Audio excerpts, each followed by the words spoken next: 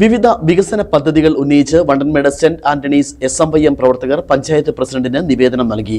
Road നവീകരണം, യുവജനക്ഷേമം, high mast light തുടങ്ങി വിവിധ പദ്ധതികളാണ് യുവജനങ്ങൾ പഞ്ചായത്ത് പ്രസിഡന്റ് മുമ്പാകെ അവതരിപ്പിച്ചത്.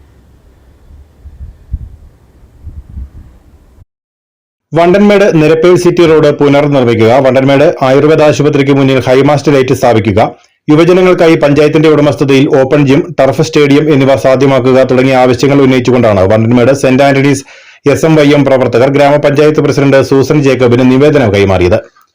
യുവജനങ്ങൾ ഉന്നയിച്ച വിഷയങ്ങൾ പഞ്ചായത്ത് കമ്മിറ്റിയിൽ അവതരിപ്പിച്ച് നടപ്പിലാക്കുന്നതിന് വേണ്ട കാര്യങ്ങൾ ചെയ്യുമെന്ന് പ്രസിഡന്റ് ഉറപ്പു നൽകിയതായി ഭാരവാഹികൾ അറിയിച്ചു. വനിതാ ദിനത്തോട് അനുബന്ധിച്ച് യുവജനങ്ങൾ വനിതാ പ്രസിഡന്റിന് ആദരവും നൽകി. കാഞ്ഞിരപ്പള്ളി രൂപതാ president Jomon Plamparambil, Leo, Jobin, Steve, Afins തുടങ്ങിയവർ നേതൃത്വം നൽകി. News bureau, Anakkara.